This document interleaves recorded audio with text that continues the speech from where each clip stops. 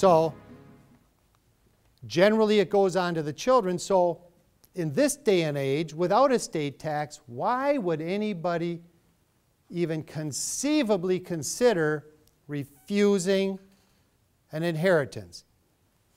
It's not for estate tax. What could it possibly be? What's the other tax system we have in America? Income tax.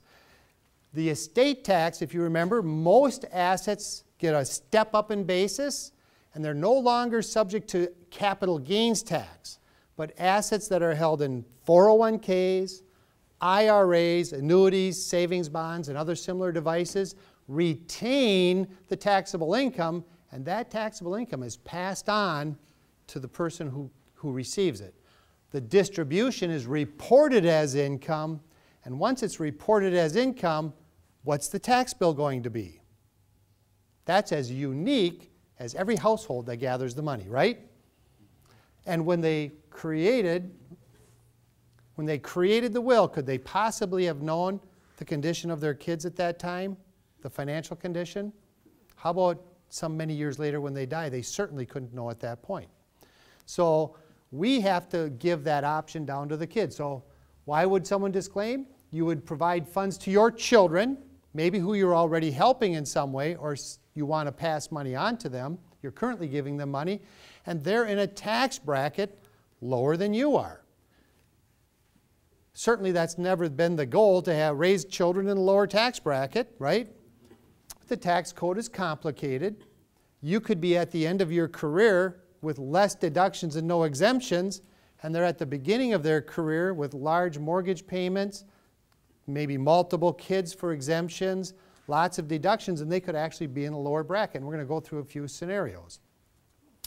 And a parent, or the grandparent, who leaves to that primary beneficiary could have several children, each with very different circumstances. Disclaiming, providing a disclaimer option allows each of them to make their own decision about how they want to receive those assets. And here's one practical application: helping pay for college.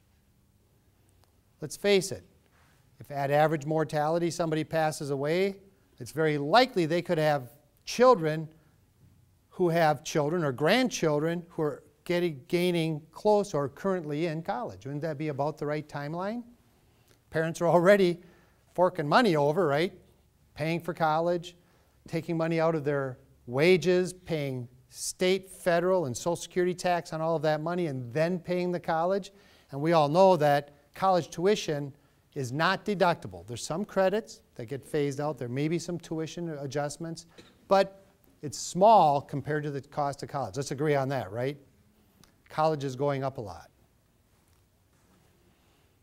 So I'm going to show you just a simple case study.